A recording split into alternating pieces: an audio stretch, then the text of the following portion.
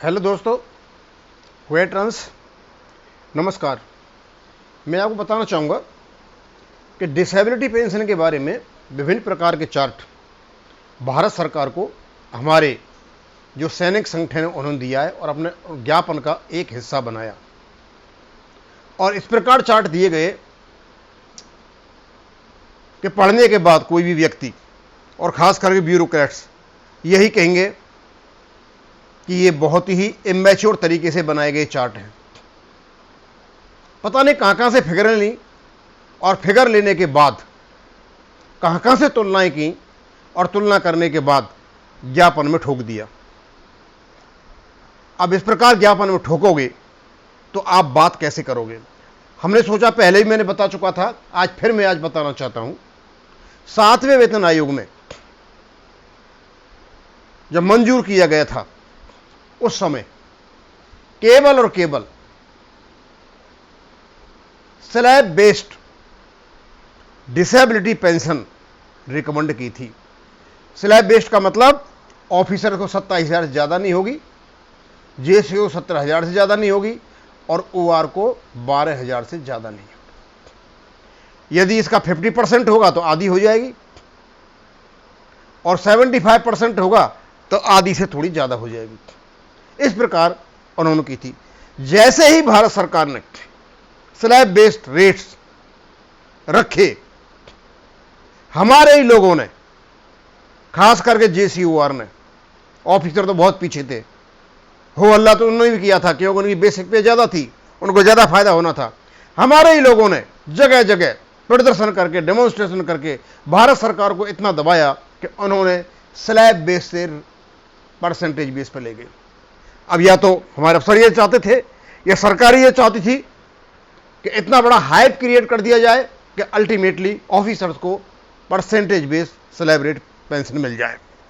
अब जो पेंशन है डिसेबिलिटी की एक ऐसे मोड पर पहुंच चुकी है, ना तो आप इसे स्लैब बेस में ला सकते हो और परसेंटेज बेस में ले जाते हो तो जेसीओआर के साथ एक बहुत बड़ा अन्याय है।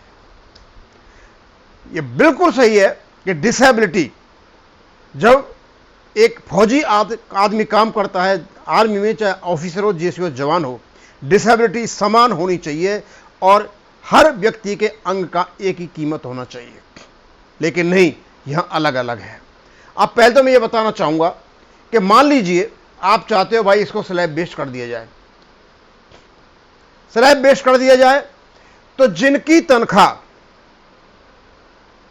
मैंने 100 रुपया ले रखा है यहां पर पूरा का पूरा, जिनकी तनख्वाह 20,000 से कम है, यानी 15,000 होगा, 20,000 से कम है जिनकी, बिल्कुल 20,000 से कम है, 19,000 जिनकी पेंशन है, उन सबको फायदा होगा स्लैब बेस से। लेकिन जैसे ये 20,000 से ऊपर निकल जाती है, जैसे सिपाही का है, सिपाही की 15 साल के 100 रुपये के सिपाही की कितनी है? 20,607। तो इनकी डिसेबिलिटी बनती है 12,364। लेकिन स्लैब बेस्ड में तो यहाँ 12,000 ही है, यानी 364 रुपये का इसको नुकसान हो जाएगा। लेकिन बहुत लंबा चौड़ा नुकसान नहीं हो रहा है। आगे तो मैंने दे रखा है 100% के लिए है, ये 75% के लिए, 50% के लिए है। सिपाही 17 साल का होगा, उसकी 20,707 है, 12,360, उसका भी यही बनेगा।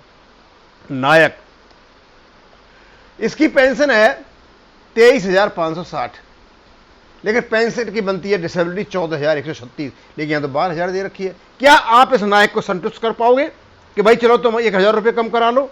क्योंकि ये तो राजी नहीं होगा। लेकिन 20,000 से कम जिस व्यक्ति की पेंशन होगी, अब उसको तो 12,000 भी नहीं मिलेंगे। डिसेबिलिटी का केस एक ऐसे मोड पर पहुंच गया है कि वर्तमान में जो परसेंटेज बेस चला हुआ है, यदि आप उसको स्लैब बेस्ड में कराते हो तो हमारे ही आदमी जेसीओआर राजी नहीं होंगे। अब देख लेते हैं हवलदार का। हवलदार की कितनी बनती है 15 साल में? 24,160 या 14,996 मिल रहे हैं। हवलदार 100 रुपये का दे रखा 26,260 या 15,756 मिलते हैं, यानी 12,000 से ज़्यादा मिल रहे हैं। अब जेसीओ पर आ जाते हैं। अब जेसीओ को देख लेते हैं हम।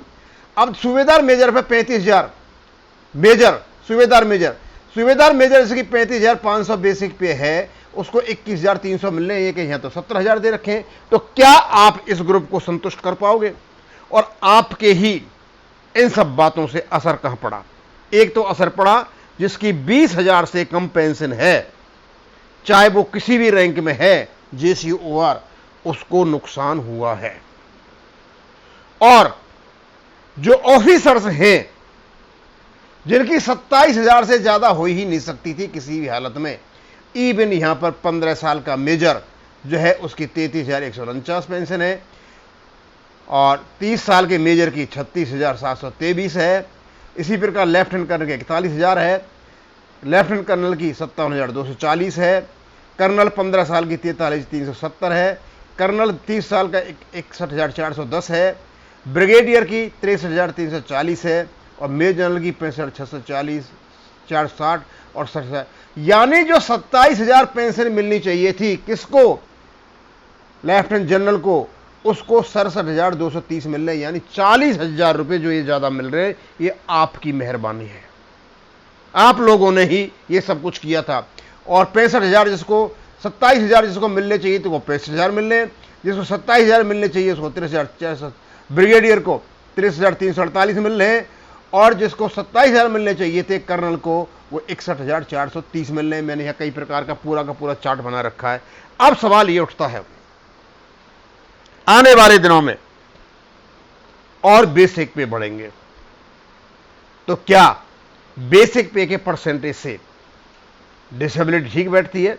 भारत सरकार को इस पर कोई कदम तो उठाना पड़ेगा, क्यों आगे चल के ये एक ऐसा सर्कल रेट बनेगा जो ऑटोमेटिक केवल और केवल ऑफिसर को ही फायदा देगा। JCO जवान को इससे कोई फायदा नहीं होना है। इसलिए अभी जो डिसेबिलिटी की बातें चल रही हैं, MSP की बातें चल रही हैं, फील्ड अलाउंसेज की बातें चल रही हैं, इनमें काफी असमानताएं हैं। मैंने ये चार्ट यहां इसलिए डाला कि हमारे लोगों ने क्या किया था, स्लैब बेस्ड JCOR का निकाला और परसेंटेज बेस्ड इन्होंने निकाला chief of the army staff का। शायद हो सकता है chief of the army staff इससे रिटायर भी नहीं होते हों डिसेबिलिटी में, लेकिन उनका निकाल के 75,000 रख दिया और एक कंपैरिजन किया गया और एक हाइप क्रिएट किया गया। इस प्रकार की गलत फिगर यदि आप DSW में दोगे तो वो गलत है। हां, वाइड वेरिएशंस है बहुत ज्यादा। जो पेंशन किसी भी हालत में 27,000 से ज्यादा नहीं होती अफसरों की, वो 40,000 केवल इसलिए बढ़ गई क्योंकि वो परसेंटेज बेस्ड कर दिया गया। इसमें भारत सरकार की कोई गलती नहीं थी, ये गलती हमारी थी। पूरे भारत में हमारे पूर्व सैनिक इकट्ठे होकर बुरी तरह से हंगामा मचाया, और हंगामा मचाया साथ में पॉलिटिकल पार्टीज ने। उन्होंने देखा कि इसमें हो सकता है कोई उन्हें पॉलिटिकल एंगल मिल जाए। किसी को पॉलिटिकल एंगल मिला या नहीं मिला, लेकिन ऑफिसर्स की जो डिसेबिलिटी पेंशन थी वो जरूर ज्यादा हो गई। स्वाभाविक सी बात है, इसका खर्चा बहुत ज्यादा है, भारत सरकार को सोच रही होगी। अब इसमें दो ही बातें हो सकती हैं कि ऑफिसर की डिसेबिलिटी पेंशन पर कैप लगा दिया जाए, और JCO जवान की जो पेंशन है उसको जब तक परसेंटेज पर रखा जाए जब तक कि ऑफिसर्स की पेंशन के बराबर नहीं हो जाए। और तो इनके पास कोई तरीका है नहीं, यही एक तरीका दिखाई देता है। और मैं बताना चाहता हूं, हमारे ही लोग हमारी बजाने में लगे हुए हैं। एक श्रीमान आया भोपाल से वकील, कहता MACP इज ए प्रमोशन, हो गया कल्याण। एक श्रीमान का मैंने वीडियो देखा, MACP को कहता है MASP और वीडियो बनाता है, और कुछ इडियट लोग उसके वीडियो को सुनते हैं। पता नहीं क्या निकालना चाहते हैं, क्या चाहते हैं, तो उनका लेबर ही अंडरस्टैंड का इतना है, या वो जानते ही नहीं है, ये उस आदमी को यही पता नहीं MACP है क्या। मुझे नहीं लगता उसको MACP का पता हो। उसने MSP और MACP दोनों को जोड़ करके एक MASP बना दिया, एक नया ही फॉर्मूला लेकर के वो आ गया। अब क्योंकि ये कुछ लोगों की जरूरत थी इसलिए मुझे वीडियो बनाना पड़ा था, ये मैंने वीडियो बना दिया है। अब आप स्वयं देख सकते हो कि 20,000 से कम जिसकी पेंशन है वो कोर्ट में जा सकता है, 15 है, 16 है, 17 है, वो कोर्ट में जा सकता है और कहे कि हमें आप स्लैब बेस्ड किया था लागू आपने, और स्लैब बेस्ड जैसे ही आपने हटाया हमें नुकसान हो गया, इतने का नुकसान हो रहा है और हमें ये सही पेंशन दी जाए। अब आप नहीं कोर्ट जाना चाहते हो भैया तो कोई पूछने वाला नहीं है, और तो सब फालतू की बातें लोग करते हैं, ये कर देंगे वो कर देंगे। और मैं आपको बता दूं, बार बार कह रहा हूं मैं, कितना ही धरना दे लो, कितना ही एजिटेशन कर लो, सारी दुनिया के लोगों को इकट्ठा कर लो, जंतर मंतर पर कर लो, रामलीला मैदान में कर लो, कहीं कर लो, स्ट्रेंथ दिखा लो, ये कर लो, वो कर लो, कुछ नहीं होने वाला है। जो कुछ भी होगा कोर्ट से होगा। भारत सरकार आपको एक भी पैसा देने नहीं जा रही है। और क्योंकि हमारे लोग 1-2% ही हैं जो इन एजिटेशनों में लगे हुए हैं, अदरवाइज घरों में बैठे हुए वो सेटिस्फाइड है, वो इससे राजी हैं। खैर ठीक है, हमें जो मिल रहा है ठीक है, दूसरों को मिलेगा तो हमें ही मिल जाएगा। अब मैं इसको यहीं ख़त्म करूँगा। Thank you.